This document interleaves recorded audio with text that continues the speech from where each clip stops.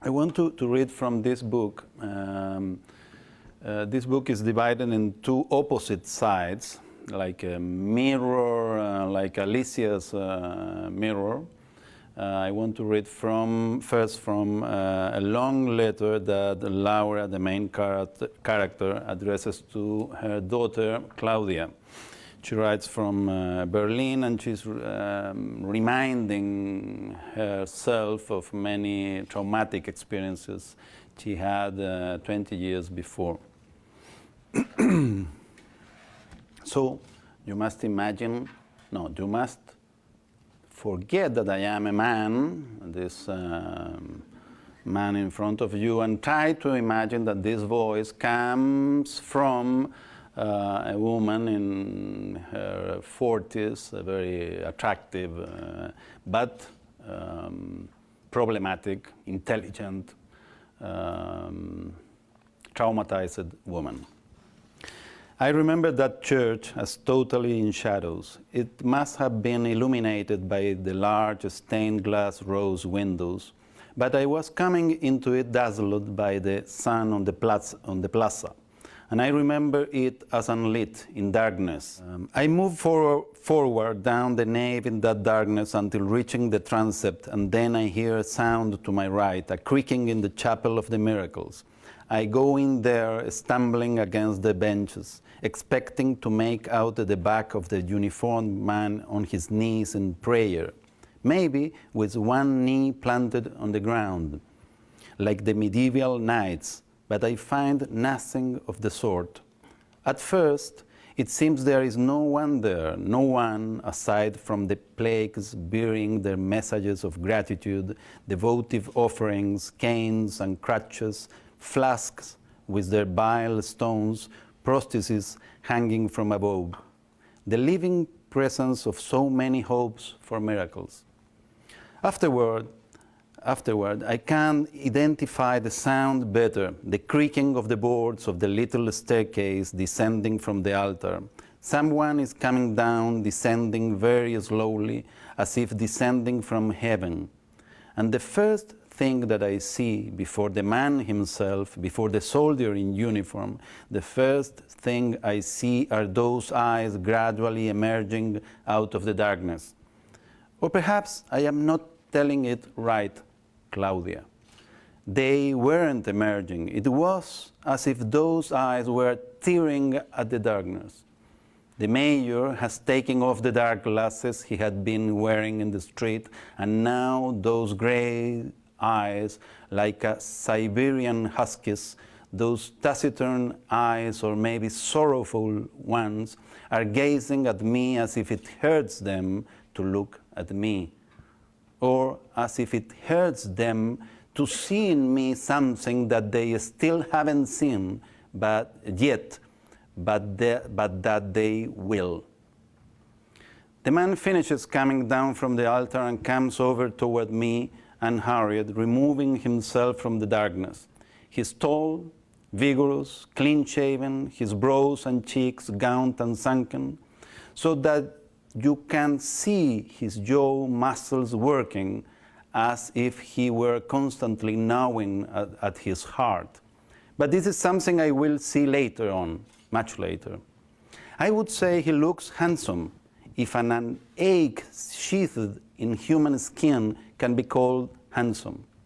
And he is carrying something in his hand, but in that shadowy light, that penumbra that now is the hypnotic effect of his riveting eyes that puts the rest of the world between parentheses, I can't make out what it is he's holding until he raises the bundle and I discover that it is the little image of the Virgin. For he has taken her down from her altar. He addresses me, La Patrona, finally. I'm meeting her at last. And I, trying not to forget why I have come into this church in the first place, Mayor, I am bringing you a complaint, an abuse, a violation of the freedom of the press. And he, looking at me, looking at the icon, she came with the very first conquistadores across this very desert in a saddlebag belonging to one of my ancestors, around 400 years ago. And I, still without understanding, without wanting to understand, one of your soldiers has attacked a journalist, and he, tenderly, as if he were speaking to a little child cradled in his arms, covered with blood, she has seen death in so many battles. She gave us the heart to kill. I can't count them all. And I, stubbornly, still focused on the law, but now my voice is lower. There has been a violation. And the mayor, turning those gray eyes again toward me, the eyes of a dog lost at the South Pole, lifting the little statue and holding it up to my face, comparing us. Has anyone told you that you look like her? And I, like whom? And the mayor, with a sort of unexpected, incomprehensible sadness that barely escapes from his skin, thin lips pressed tight as if he were holding an invisible knife blade between them, murmurs, "You, magistrate, you and La Patrona look just alike, so youthful, so beautiful, both of you." For an instant, I'm knocked off balance. I understand that he knows who I am, that those eyes have seen me before, perhaps in some archival photo, that they have imagined what they hadn't seen while reading my file in some office in a distant garrison where he received his orders and prepared for the mission that would bring him here. And I, sleeping and sliding around in this perplexed state, make my mistake, Claudia, my first mistake with him. Or maybe it is she who makes me do that, La Patrona, the odor of old candles, of ancient wax stuck to her dusty garment, the odor of the cadaver's hair on the image being held up before my face. Whatever it is, I go along with the game. I turn to stare at her, examining the face of that figure I've never seen up close before, that I've only glimpsed in the fluttering glare of the torches during the processions in the 2 fiestas that have come to my way in the city. I look at her and contemplate those half-closed green eyes which follow me around as if alive, the crystal tears rolling down her porcelain cheeks. I notice the smile which up close might be taken for a frown, the smile that allows a glimpse of those tiny, sharp, mouse-like teeth. And suddenly that smile doesn't seem to me so absolutely incongruous. Rather, it looks like the enigma of ecstasy, the enigma of a pain so intense that it is undistinguishable from pleasure, an annihilating mortal pleasure, pain that is like an unworldly joy. And those gray eyes of the mayor turn from the statue toward me, and he repeats, with that sadness that sullies what it pities, "You look alike, Laura, both so youthful, so beautiful, with so great a responsibility, and so eager to suffer for it." Now I'm going to read from the other side of the mirror, from the other side of the novel, which is narrated from a third-person point of view. So it will be, I hope, easier for you to forget my presence here. But try to imagine an abstract narrator. It's not the author, it's a narrator who's speaking now.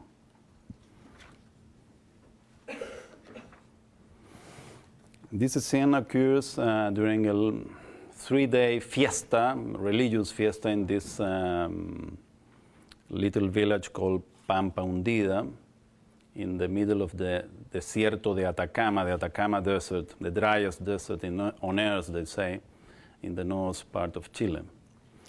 And Laura now is going to confront the most powerful man there, the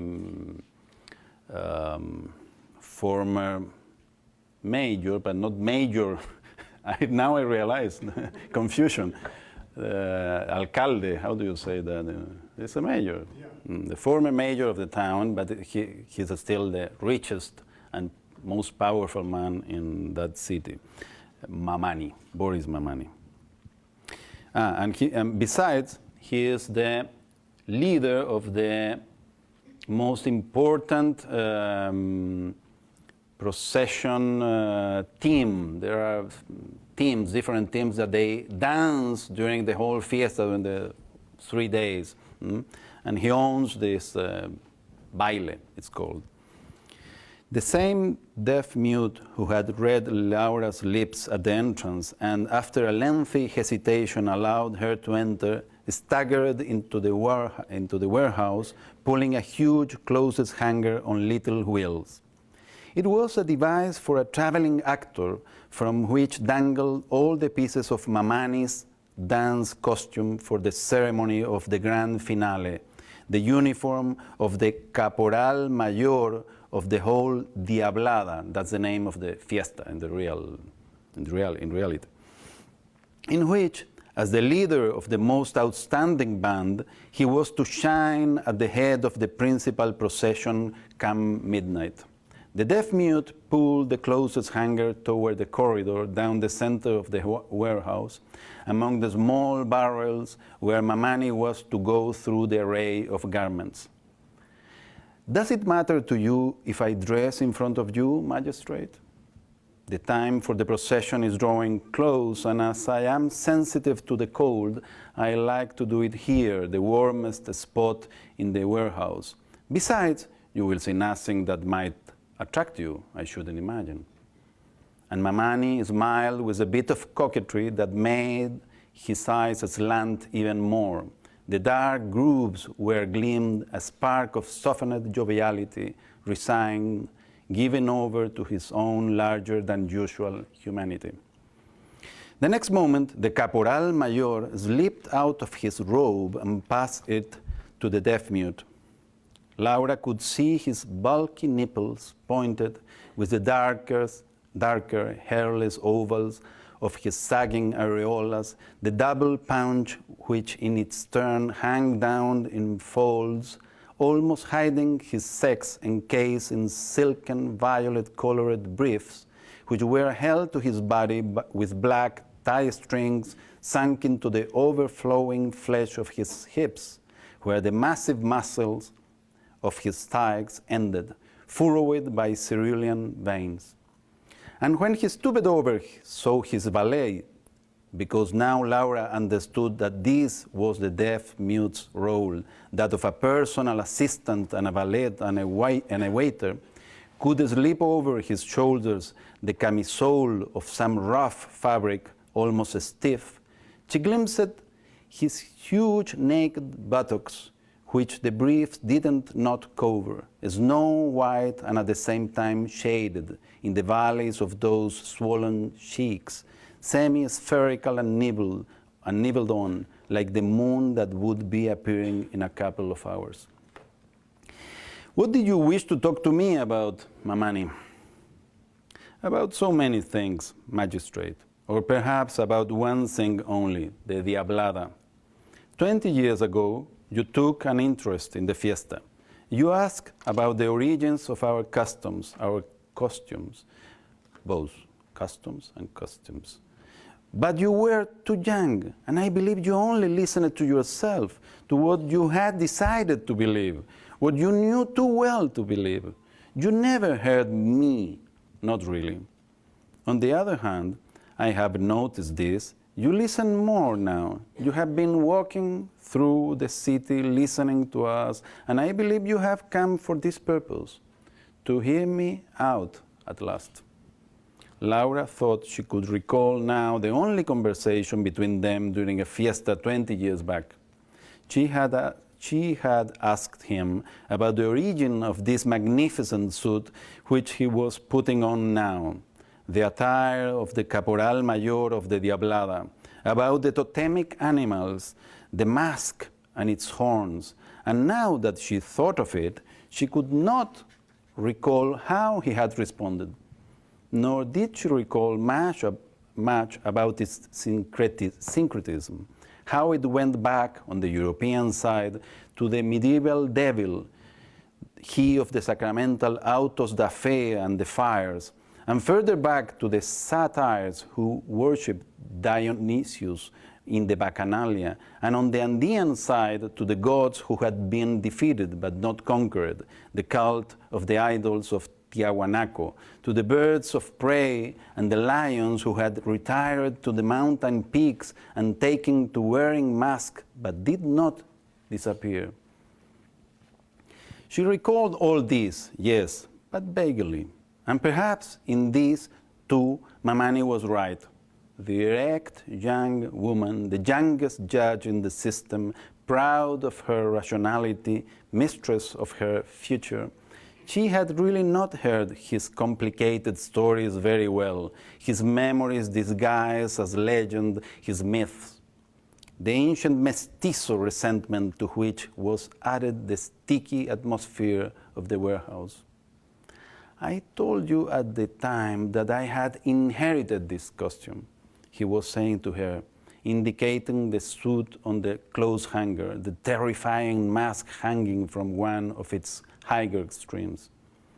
He had told her that the suit had come down from hand to hand through the generations in his family, mutating, changing, the number of garments and details increasing, becoming more and more embellished.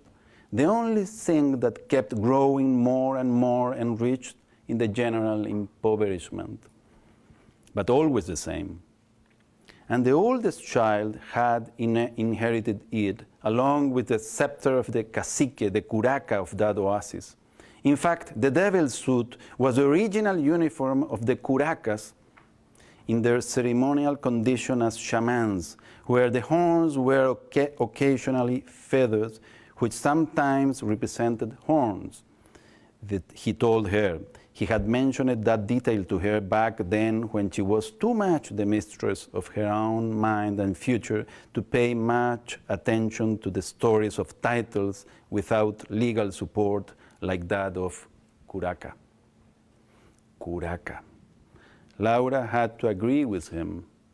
She had just now recalled that Mamani, in that conversation of 2 decades ago, had told her that he claimed for himself the lineage of the curacas of the oasis, the caciques of those deserts, who traced the line back to the 20th generation, before the Republic and the Kingdom, before the first conquistadores and the Incas who colonized those lands and forced their tribes into vassalage.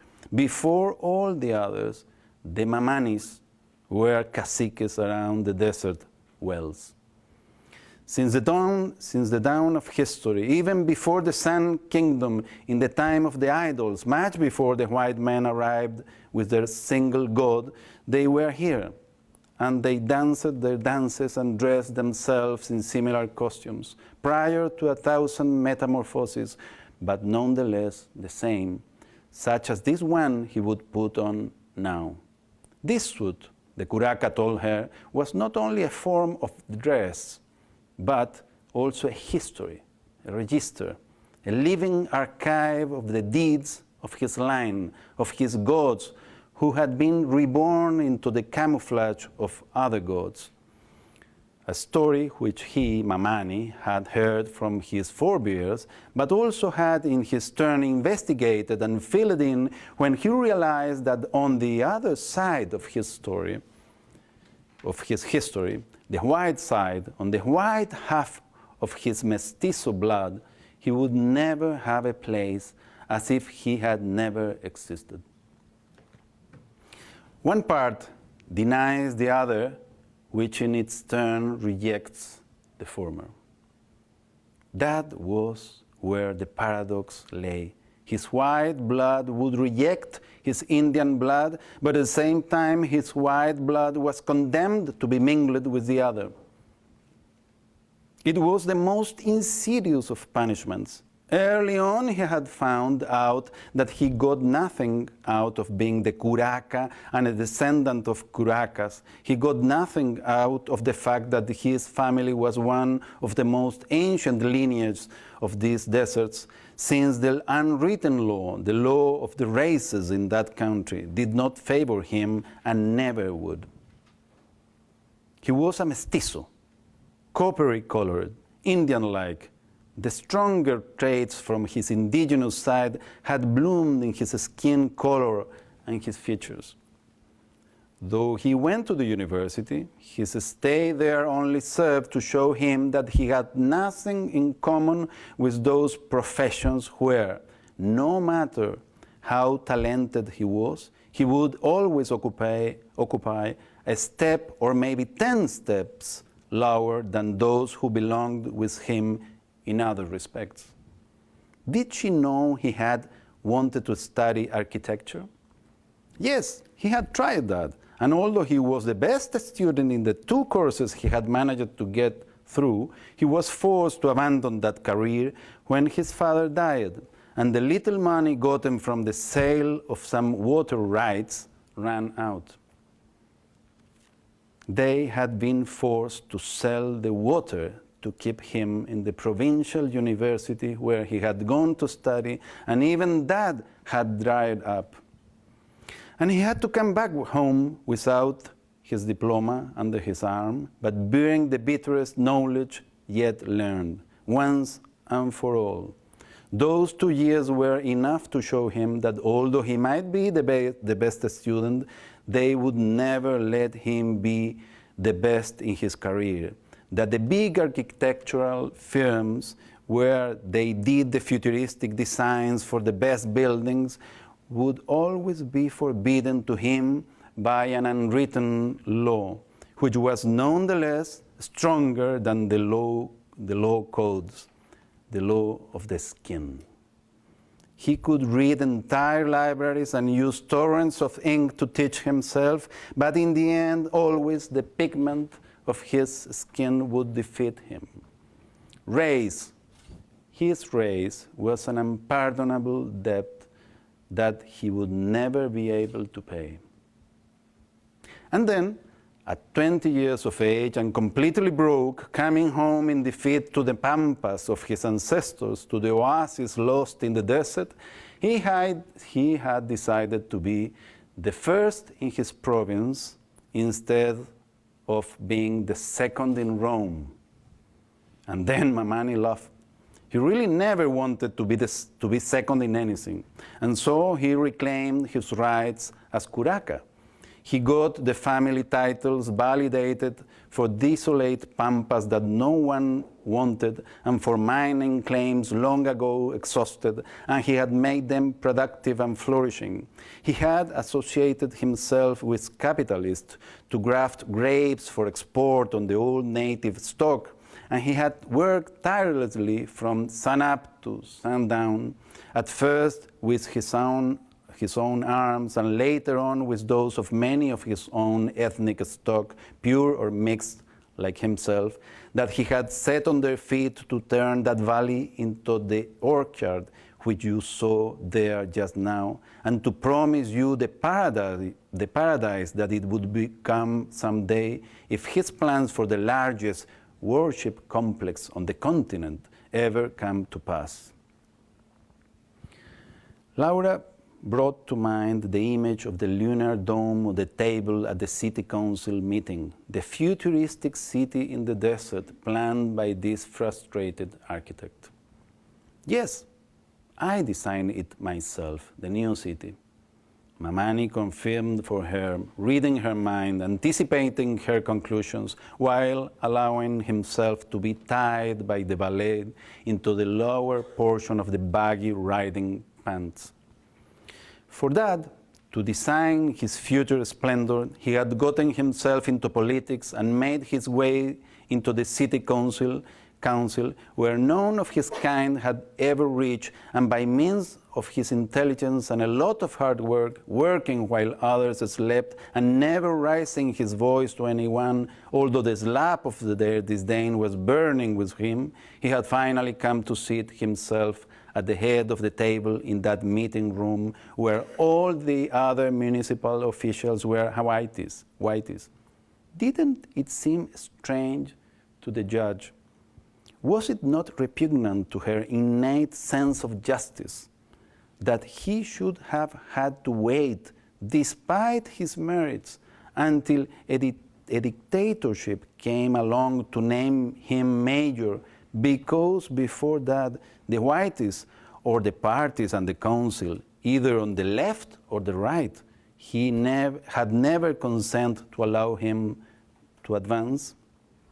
I should finish here, I suppose, because it's going too late. Thank you very much.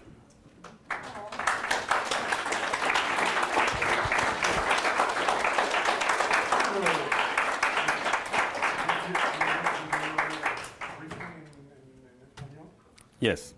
Well, I'm going to read just a paragraph from the Spanish text for you to have a taste of the sound of the text in Spanish. For me, the sound of a literary text is as much important as the sense. Sound and sense are, for me, intertwined in a way that you cannot separate them if you really want to accomplish something. The first two paragraphs of the same last chapter that I read for you. La puerta batiente en el costado de la bodega se batió para dejar pasar a alguien. Laura pudo entrever más allá de los portones en el patio de descarga. No. Empecé antes, perdón. Vamos a leer the last paragraph that I was reading before finishing now.